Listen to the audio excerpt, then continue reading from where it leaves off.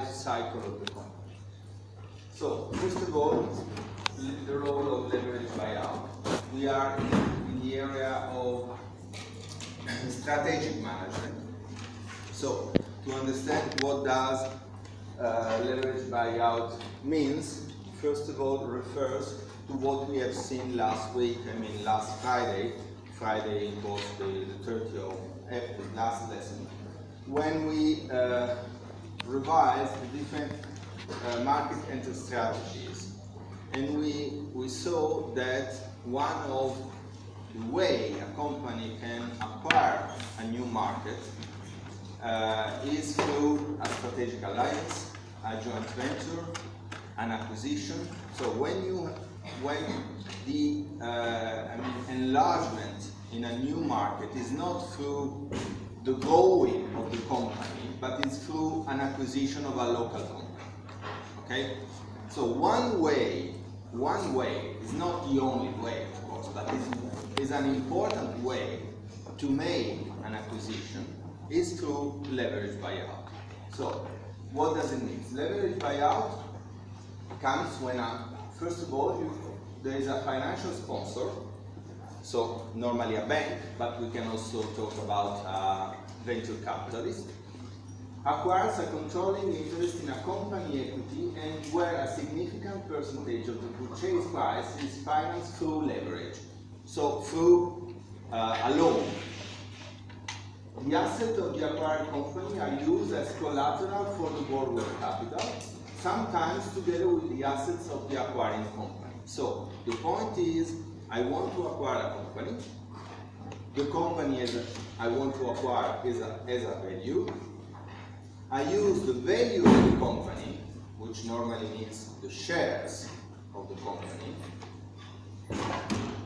as a guarantee for the bank or for the financial sponsor to have the loan to finance the acquisition.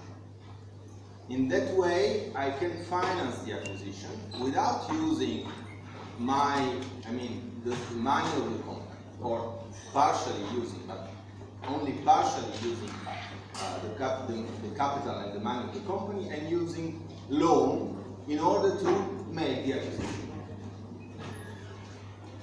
Company of all sides in the industry have been the target of leverage buyout transactions. So you can have leverage buyout transaction also for small and medium enterprises. It's not only for big companies.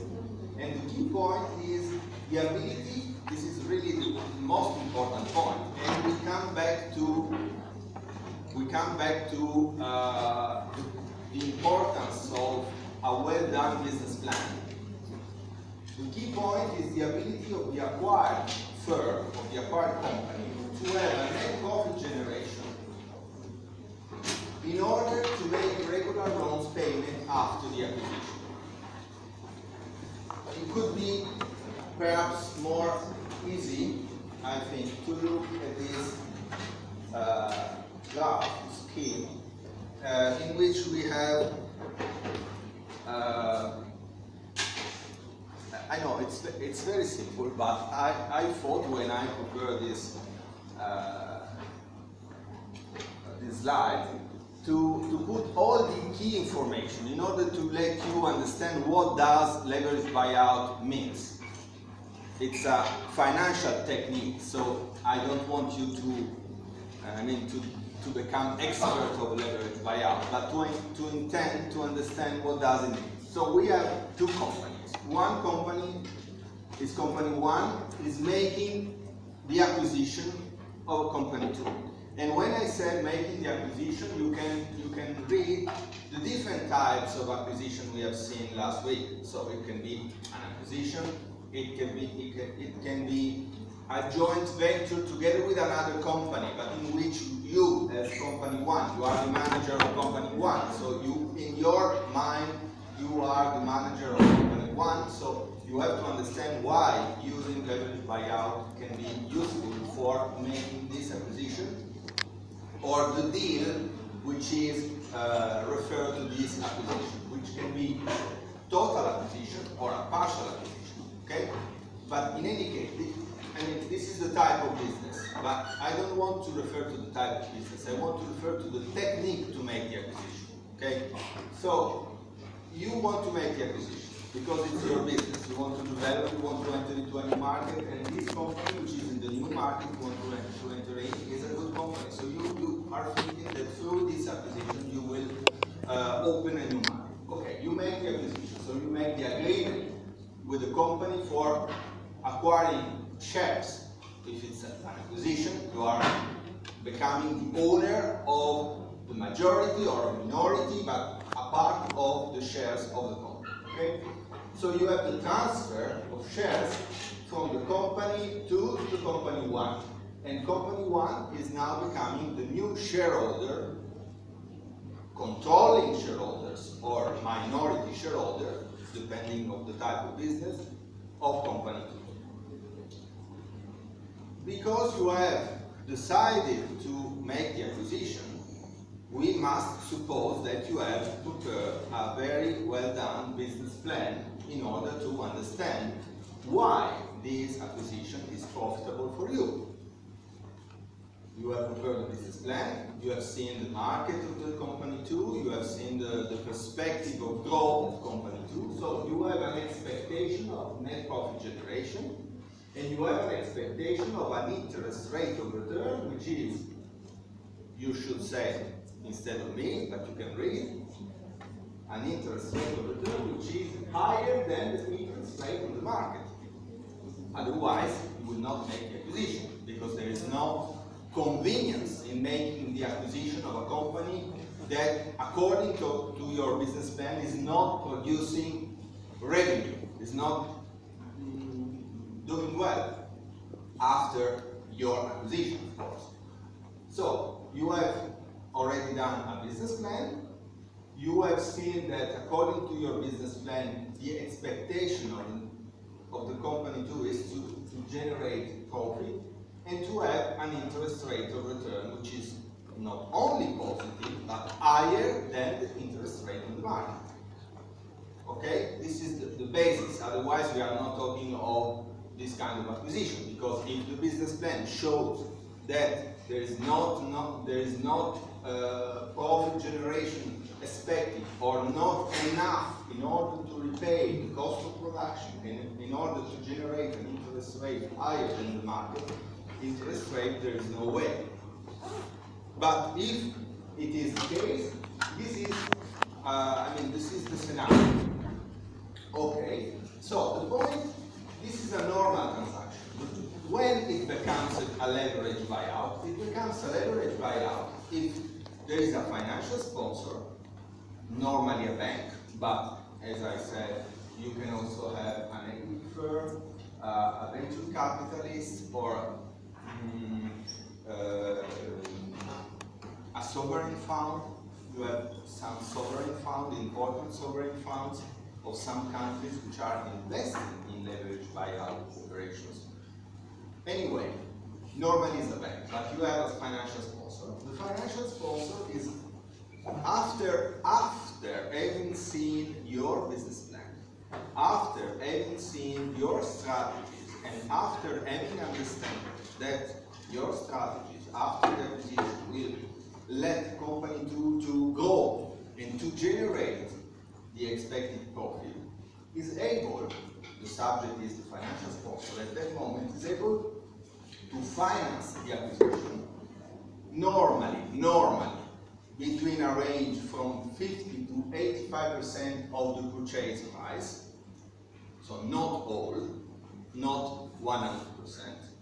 So you should be able, as a manager of company one, in any case, to put on the table at least 20-25% of the purchase price, so paying a part of the acquisition, but a large part of the acquisition can be paid by a financial sponsor, so with a loan, so borrowing money from a bank.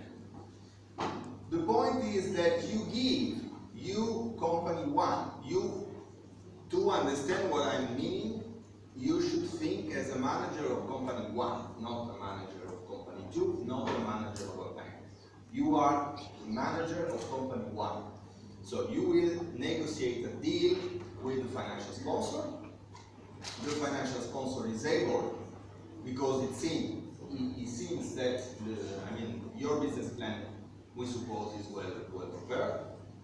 It's profitable. It's a good acquisition. Okay, as a bank, I'm able to finance the acquisition. Company one, so you as a manager, you sign the deal with the bank, and you use the shares of company two that you have already acquired as collateral, as guarantee for the borrowing capital. So you give shares at the bank as collateral in order to guarantee the loan. It's like when you are going to the bank for a loan for your house, and you give the guarantee of the house as guarantee for the loan. The same. So you give the shares of company 2 as guarantee for the loan. Of course, you have to pay an interest rate as any kind of loans. And the interest rate is the interest rate on the market. Okay? Now, the system works only when, after having done the acquisition, and when the company 2, after the acquisition, is under your control, so is now starting to be managed according to your strategies, your company 1 strategy. So company 1 is now starting to enlarge your market, to generate profit. If really company 2 is able to generate an interest rate of return higher than the interest rate on the market, company 2 is able to generate profit to company 1, so profit that will come to the balance sheet of company 1, and through these profits, company 1 is able to repay to the financial sponsor, to the bank or whatever you want, the cost of capital and the cost of, the interest rate, the capital and the cost of capital. So after 2 years, 3 years, 5 years, according to the long terms of the operation, if all the system works, company 1 will be able to have done an acquisition without supporting the cost of the acquisition, or without supporting all the cost of the acquisition. But you can understand that it's a good way to enlarge your business without supporting the cost of the acquisition in the moment you make the acquisition. But the point is that you have to be sure, or in any case, because we are never sure of the future, you have, study very hard all the options to prepare a very well done business plan. The same, the financial sponsor will revise your business plan, but yet at the end of the day, if both you that you want to make the acquisition and the financial sponsor thinks that the business is a good business, it's a good way to improve revenues of company 1, and if the company 2, if you make the acquisition and you have a lot or enough of shares in order to give enough collateral for the bank, for guaranteeing the bank, or you also can add, you not as a manager in that case, but as an entrepreneur of company 1, you can also add your personal money as guarantee for the operation to the bank. We have different formulas according to the different options, but the point is, I just want you to understand that this is a way in order to be a strategic manager, so at the level of making acquisition, so strategic evolution of the company, to make the operation without supporting immediately as a company all the cost of the operation, because you have a financial sponsor, but the point is how to repay the financial sponsor. And the way to repay the financial sponsor, to talk about a leverage buyout operation, otherwise we are not talking of a leverage buyout, we are talking of a normal loans. In any case, when you have a loan with a bank, you have to pay back the capital and the interest rate. This is not the point. The point is that we talk of a leverage buyout when the company that has been acquired has enough ability to generate profit in order to repay itself cost of the acquisition. Okay?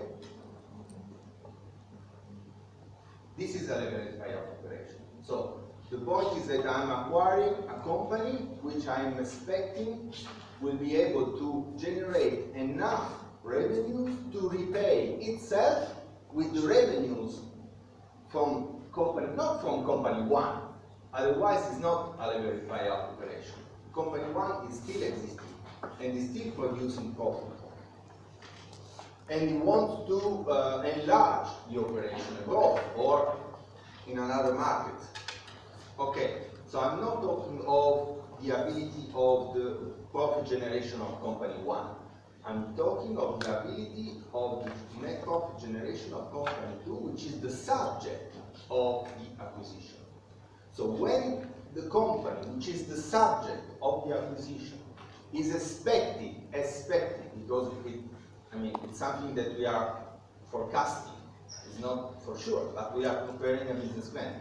So we expect the company two is able to produce enough profit in order to repay the cost of the acquisition of that company. In that case, we are talking of a leveraged buyout operation. I don't think it's difficult. Well, it's a financial technique, but I think it's important for you to understand it's a way to make the some, not all, because normally if I'm talking of a licensing or a franchising operation, as we have seen last week, I do not use leveraged buyout operation. A very simple operation. I use normal borrowing through banks or other more simple forms of deal with banks or financial sponsors. I use leverage as manager of a company which wants to enlarge market, so use different entry market strategies. I normally can use leverage buyout operation when I want to make acquisition or joint venturing or strategic alliance, which equity strategic alliance. So remember the difference we have seen between non-equity and equity strategic alliances. So I use leverage buyout formula when I'm talking about equity operation, capital management operation. Okay? Any questions?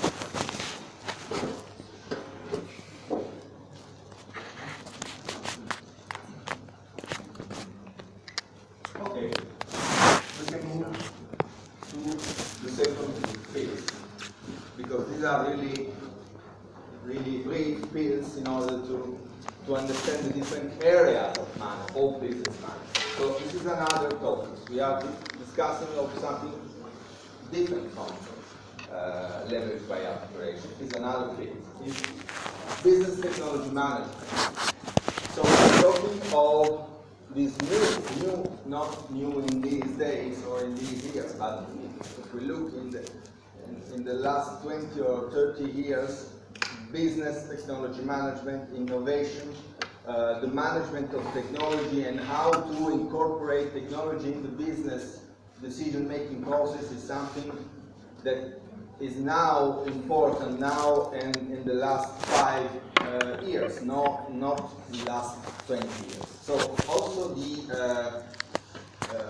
the fact that now you have teams and people and persons inside the company which have business technology management skills is something relatively new, but quite important, because now technology and innovation is strictly related to some types of business, and in any case for all kinds of business is a strategic issue.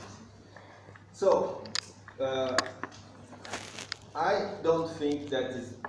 I think that every one of you can immediately understand the importance of technology. So I don't want to of the importance of technology for the company. I just want to give you some theoretical framework to understand how business technology management is developed inside the company when it is developed inside the company. So when you have a business technology manager officer, so someone which is able in charge of technology evolution of the company. So business technology management definition seeks to unify business and technology decision making at each different level in a company. So the point is that the role of the business technology manager is to unify business and technology.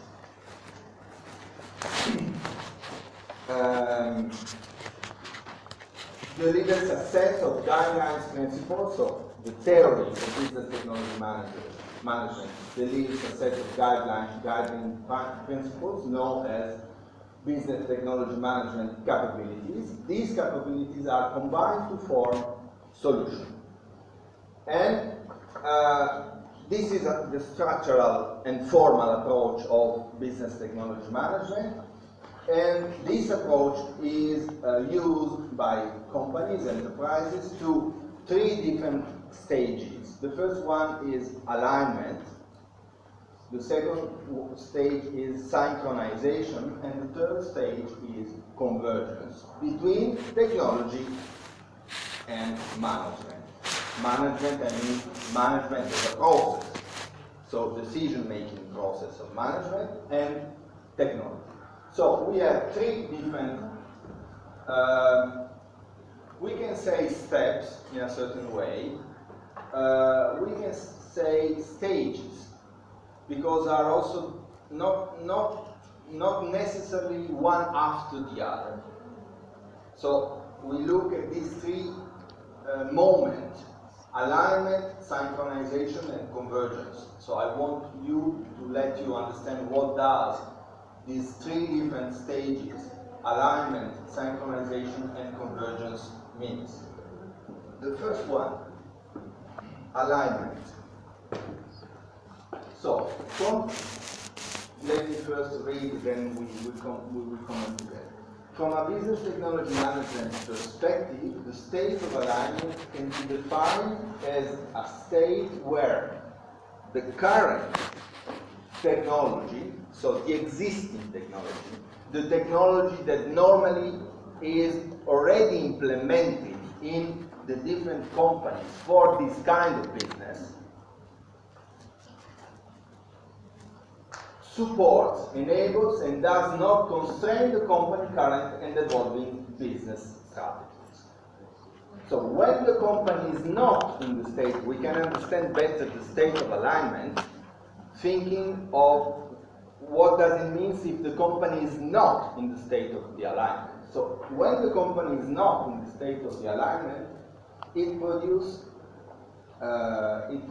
its goods or services without using the existing technology properly for its business need. And consequently, it fails to maximize economic benefits, with negative impact on competitiveness and economic stability.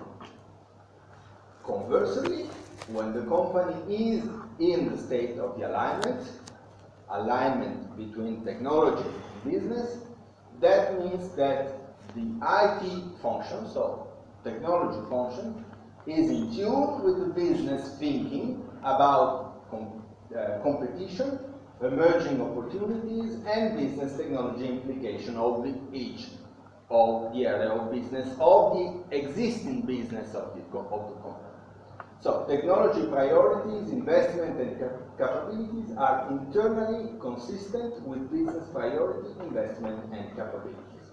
So the word alignment means to align the current business with the current technology, the existing technology, able to support the current business and its development.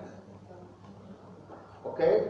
So, if a company, because it has the business technology manager, or because it uses a business technology advisor, or because have done the right and correct and proper choices in order to make technology investment, in any case, when the company has a good alignment between the current business and the current technologies, able to support the business, existing business, and its development, we are in the alignment between technology and business.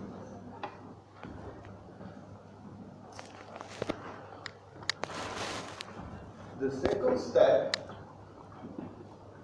is the synchronization.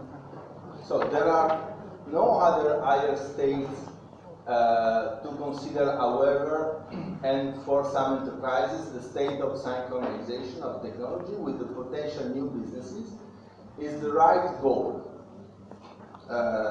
At this level, business technology not only enables execution of current business strategies, but also, so we are not only in the alignment state, but also anticipates and helps shapes future business models and strategies.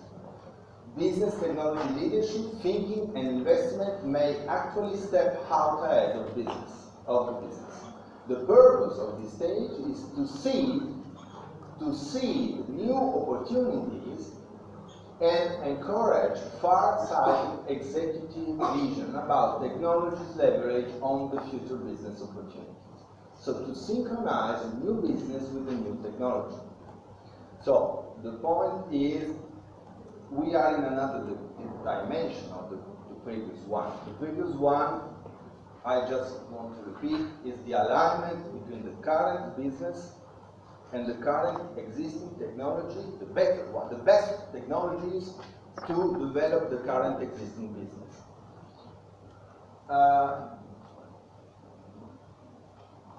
Synchronization is a different step, more difficult. To do this step, you normally, to reach this step, you need business technology manager or business technology advisor, because it's not simple to understand.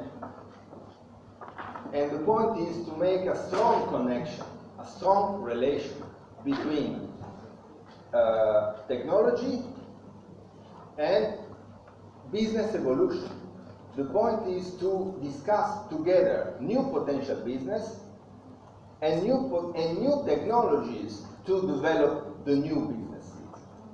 So the synchronization means to synchronize the strategic management decision to enter into a new market with a new product. But what kind of technologies for this product? Not just the existing, but also new ones. When, for example, when you remember when we saw circular economy, different examples, I talked about the Ferrero example. Ferrero developed an internal technology in order to use nuts, part of the nuts, the waste of the nuts,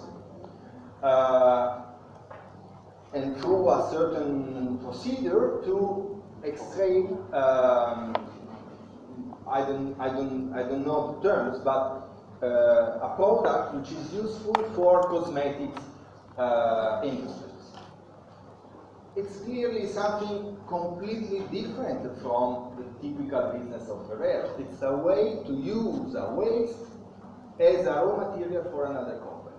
This is the idea, but the point is, what is the technology to exploit, to develop this idea? Is a new one, is not an existing technology, because Ferrero is a big company, has already money to have an internal technology and innovation research center, so they study, and they find the way, then they patent the way, then now they are starting to selling the waste of the nuts they are using for producing Nutella to the cosmetics industry, which is a good way to also have revenues from wastage instead of paying to manage waste.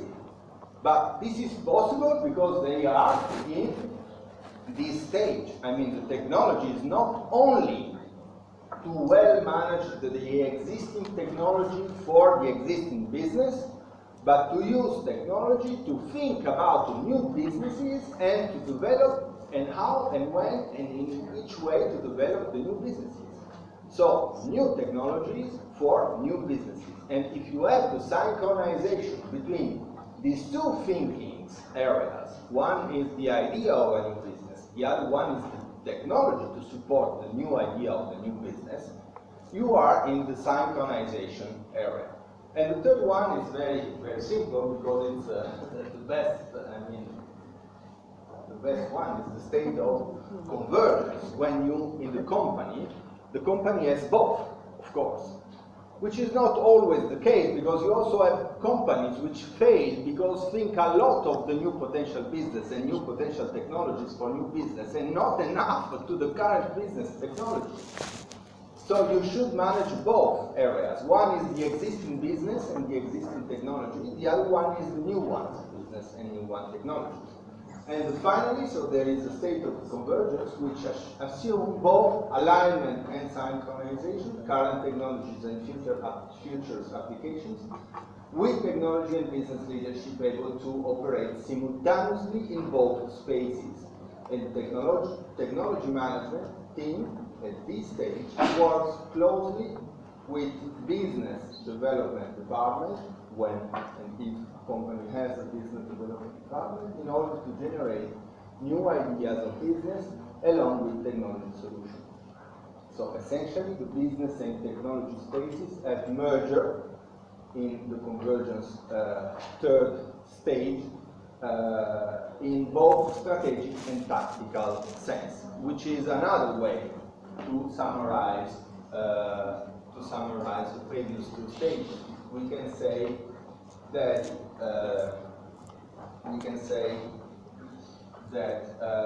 alignment is a tactical way to manage technology. Tactical because it's the current. So I'm just looking at how to exploit in a better way the existing technology for the existing business. Synchronization is more on strategy because I'm thinking to the new business and I'm trying to develop my own. The best one is when I'm ready to develop my own, the case I made of Ferrero. Not only for a new business, not only the proper technology for the new business, but also my own technology for my own new business with a patent. So also the ability to exploit then, perhaps in the future, the patent revenues of these new technologies. This is the best one. And so it's clearly a strategic area of thinking. So when you are able to merge both strategic and tactical management of technology, you reach the third stage, which is convergence. So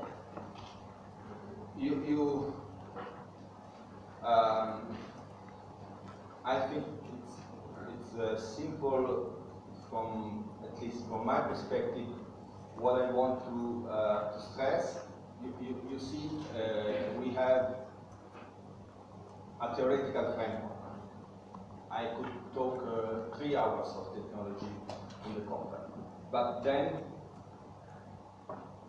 I think that in mind you have a lot of ideas of just reading newspapers. Every day we have information of new technologies, new application or implication of new technologies in business. So, this is not value heavy. Just giving you examples of the combination between technology and business. What I want to sum up with these bits of theories in business technology management is how a manager can use technology. And to summarize, you have seen that a manager can use technology substantially in 2 ways. One way is just for managing the existing business. So the point is, am I sure to have acquired the proper technology for my existing business? This is the only question. And I work on that. I work on to acquire the best technology or system or organization or whatever you want, technological organization for my existing business. This is the key question, and this is a tactical question. It's in order to, as we have seen, to reach the higher level of economic stability, equity stability. It's a tool for a good management operation. Okay. Another way to manage technology is to use technology together with the business evolution, together with the thinking of new business areas of business. So in order to merge technology and new business, to design new areas of business of the company together with the new technologies, and perhaps also developing new technology inside. This is a strategic attitude to manage technology inside the company. If you are able to do both, simultaneously, so to be sure to have the higher, better, whatever you want, technology for the existing business, and in the same time thinking together with the new technology, potentially new technology implication and potentially new business implication, and to develop new business together with new technology, you are combining both. And you are in the state of convergence, both alignment and synchronization. So of course, I gave you a theoretical framework, so you have to revise a little bit these words which are normally used in technology management. But what is important is to understand that from a manager perspective and from a global management perspective as yours should be, you have to understand that technology is not only a question of buying technology. You should understand that technology can be used for both tactical and strategic.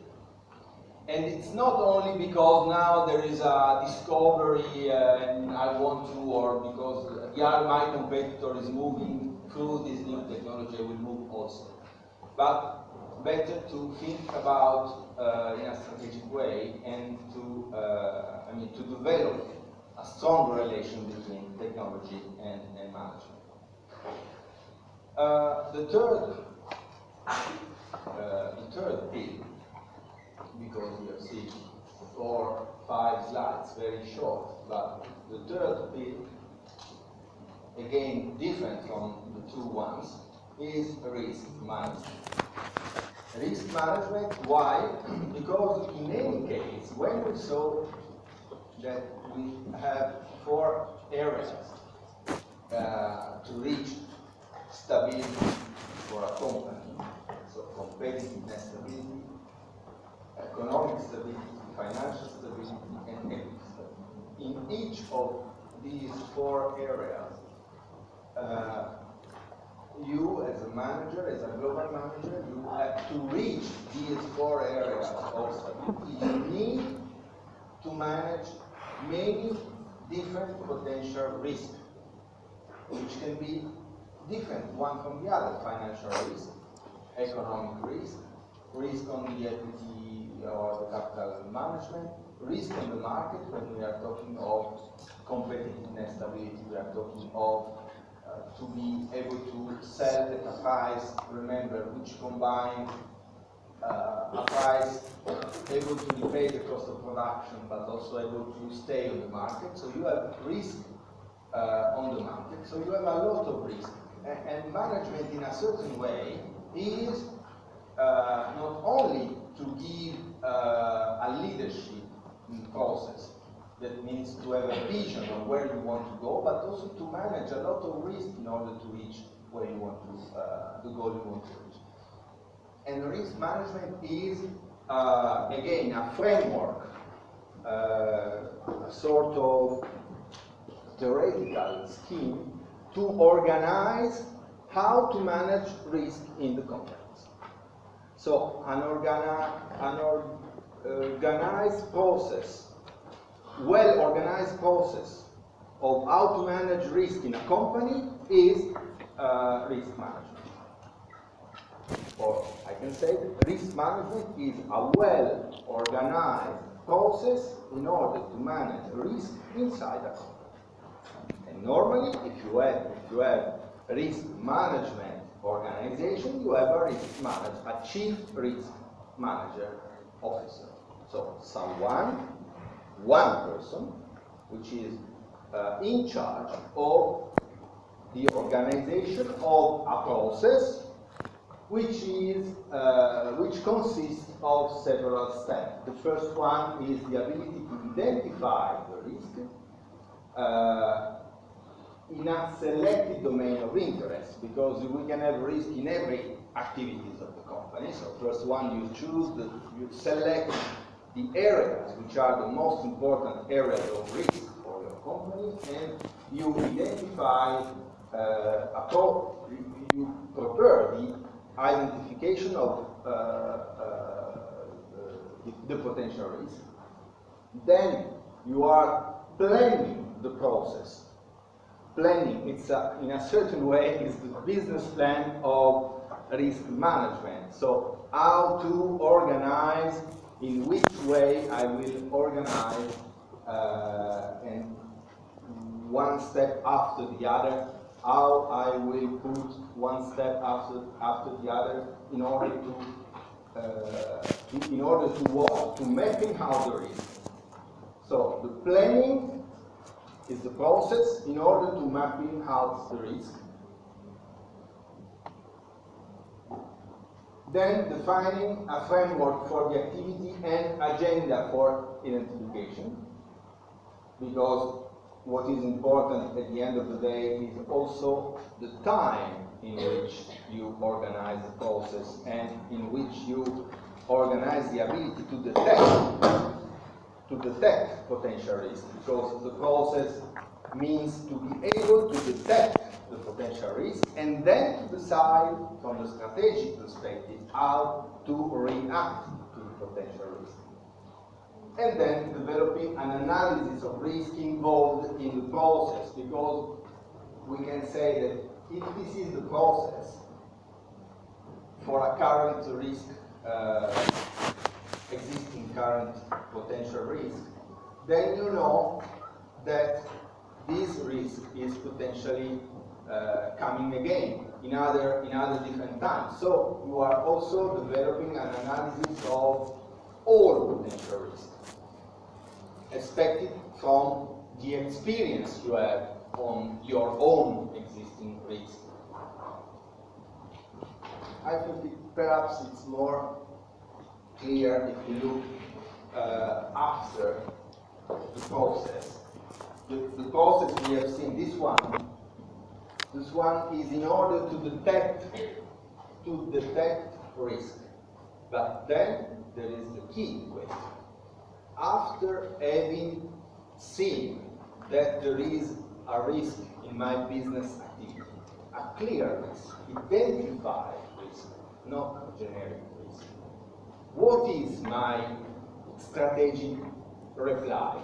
What kind of decision I will make in order to manage the risk?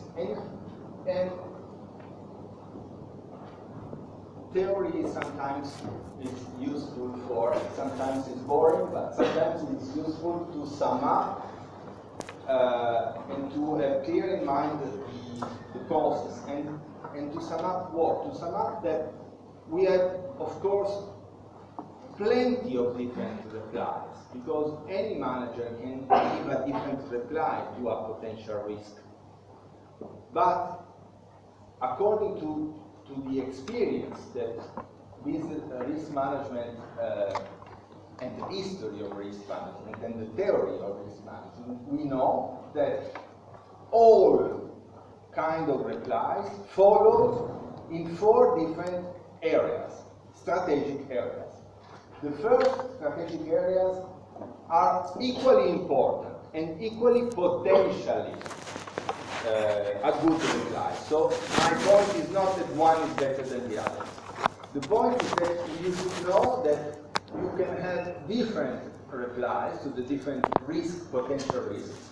But at the end of the day, your reply follows in one of these four. The first one is avoidance, elimination. Avoidance may seem the answer to all risk, but avoiding risk also means losing out on the potential gain that accepting, so retaining the risk may have alone. Not entering in a business to avoid the risk of loss also avoid the possibility of earning profit. So, of course, one reply to, after the process has detected the potential risk, one reply can be, okay, avoidance. I don't want to take this risk. So I will not make this business because it's a risk I don't want to take. Okay, it's a potential reply to the question, there is a risk, my answer is avoidance. You should know that avoidance also means to avoid potential benefits of the business you decide not to afford because it's the risk. It's a decision, but there is a trade-off. So avoidance is a potential reply, but be aware that there is also the point of losing potential gain. We have another potential reply, which is reduction. So I accept the risk, but I want to mitigate the risk. So I accept the risk, but I will try to manage a way in which my risk will be lower than what I detected at the beginning when I see the process and the potential risk. So reduction involves methods that reduce the severity of the risk. Outsourcing could be an example of risk reduction if the outsourcer can demonstrate higher capability of managing or reducing risk. This way, the company can concentrate more on business development without having to worry as much about the manufacturing process, managing the development team. Can you tell me some of the techniques we have seen in last week when we discussed the trade-off in market entry strategies? I think that some of these techniques are a good example of reduction.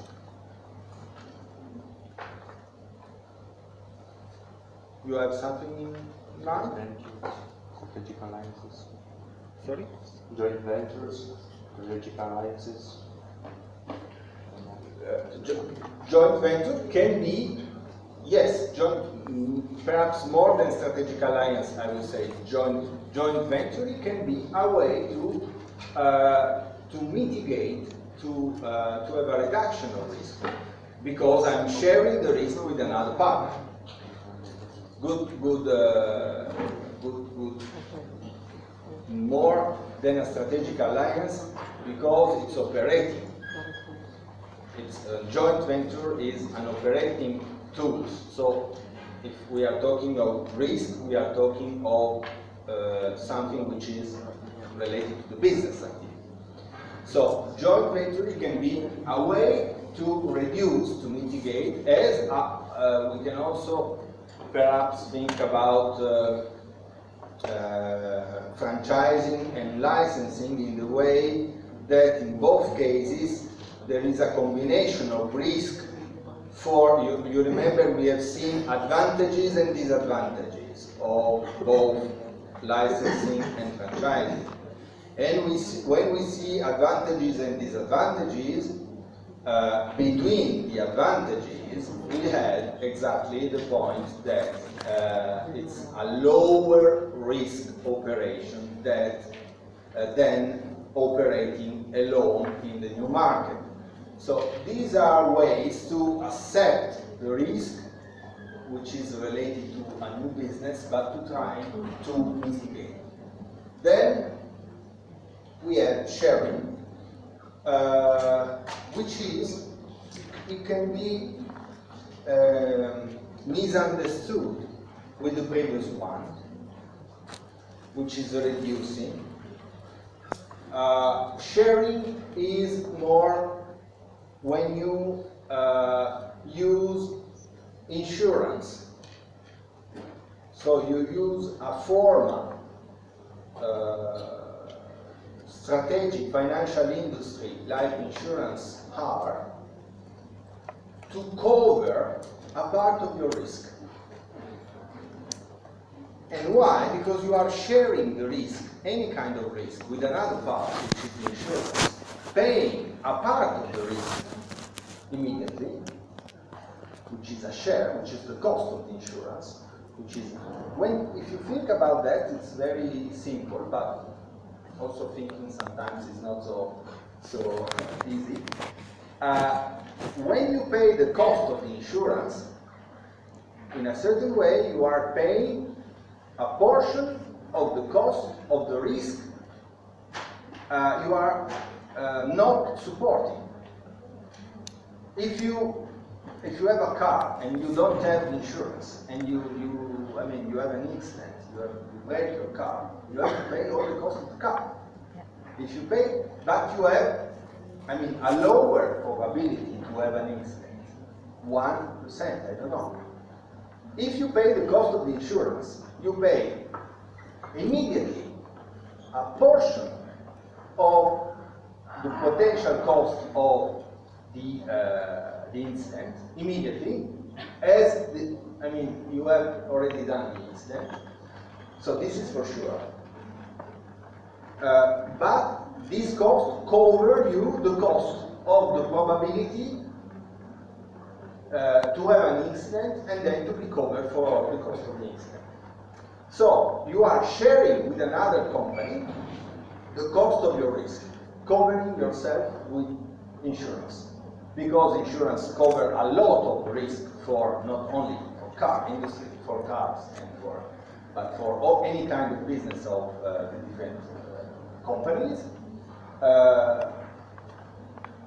Outsourcing or insuring is a good way to share risk with another subject. And the last one, which is also important, is retention. But paying attention to that point, retention. Retention means accepting the risk. So at the end of the process we have seen, you know there is a risk. You don't want to share the risk because you think that the risk, okay, you know the risk, but you think that the new business will work. So you make a deal that you will gain in a certain way. Okay, you accept the risk, but because you have a risk management procedure and because you know there is a risk, you should budget the risk. So that means that you are not covering the risk with an insurance. So you are not putting money immediately to giving money to an insurance to cover the risk. Or you are not sharing the risk with another partner. You are not avoiding the risk. You are retaining the risk, but now you have to estimate the cost of the probability of the risk and to put on your budget in the way, in the cost areas, an amount of money to cover the probability of the risk, as to be insurance of yourself. Because the risk can come in any case. And it's not responsible from a management perspective to know about the risk and not to cover. Also, if you want to retain the risk, it's your responsibility, it's your decision, you can do that, okay? Perhaps it's the right choice to retain the risk and not to share the risk and not insurance, but you have to put your money a part of the money according to the probability of risk in the budget, and I mean, then after, if all works well and if I mean you finish your business with everything okay, now then you can move the money you put it in the budget 3 years ago, and it's a earning, a new earning, a return earning in the new one budget to develop new businesses, okay? But in that moment, after having detected the potential risk, if you want to retain the risk, you should plan to put in the balance sheet the potential cost of the risk. So to end up the risk management process,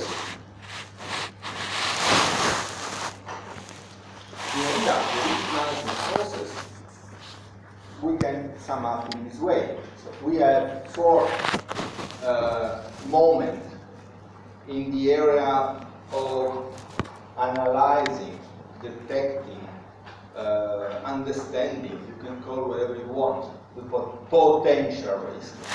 So the identification of risk, planning the process, mapping what is happening, and then defining a framework and developing an analysis for the risk you have detected. So this is the process. But after the process, which helps you, which is very important, okay?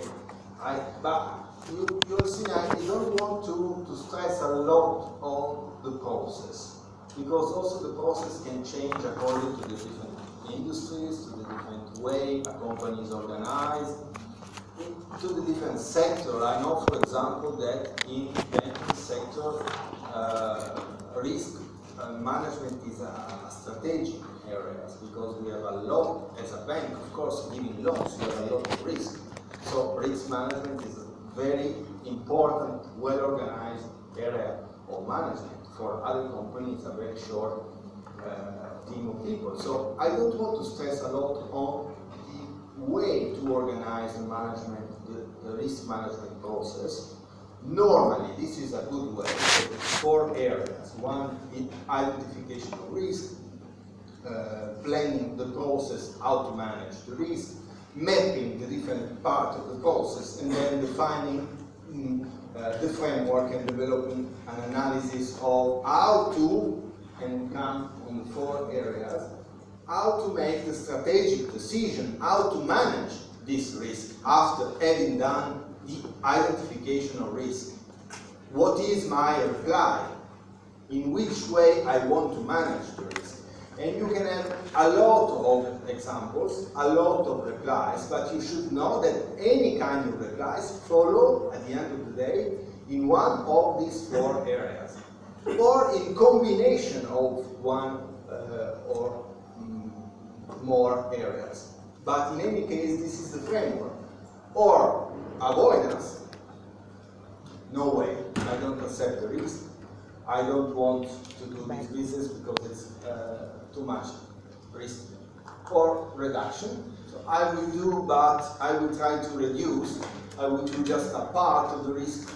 I will do just perhaps together with a partner, a local partner, which will take a part of the risk, but I mean, it's not my risk, it's his own risk. This is why I give you the examples of licensing and franchising more than strategic alliance or joint venturing, because when you have franchising or licensing agreement, you have 2 different responsibilities between the 2 companies. The licensor and licensee, or company 1 and the operator. 2 different responsibilities. So I'm not sharing with another company. I'm reducing. The responsibility of another company is of another company. Sharing is when I give a part of the risk to another company, paying this company to accept a part of my risk. which is the case of the insurance. Insuring, I give a part of the risk of my company to another company, paying for that risk this company, paying the cost of the insurance. And finally, retention, accepting the risk, full risk, but putting the money in the budget of the company, in the balance sheet after the first year, to cover the risk that the business is not doing as expected. Or you can also have combination. Okay, whatever you want. We are in the theoretical framework, and the theoretical framework gives the idea that to manage risk, at the end of the day, you will follow, if you have a well-organized process of business management, of course. Otherwise, you are just looking. Yeah, I know that there is always a potential risk, but if you have a well-organized process of risk management, at the end of the day, you will follow this way to organize the process, and one of the 4 areas of strategic reply: to accept, not to accept, to reduce, or to share risk. Okay? Well, do you have any questions or before what we have seen, or do you see?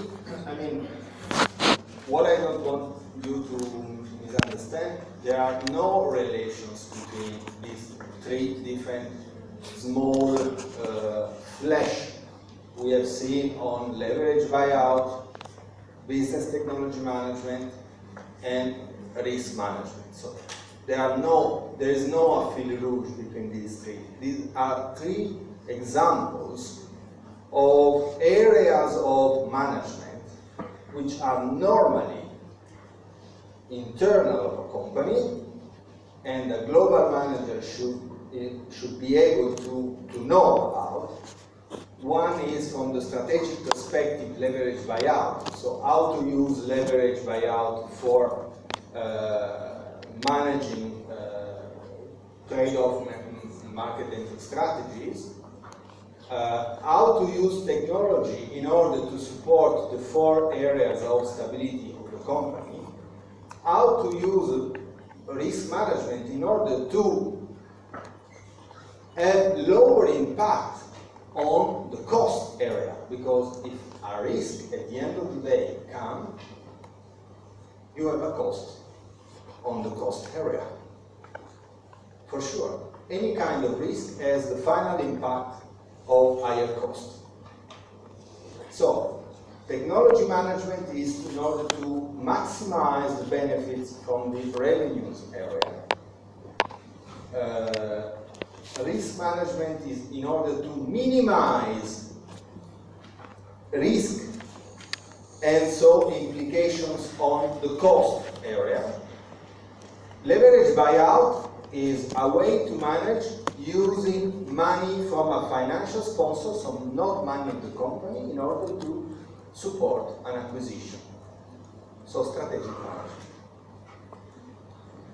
Okay, now I think we can, at least for my voice, have a break. First, before the break, I just want to give you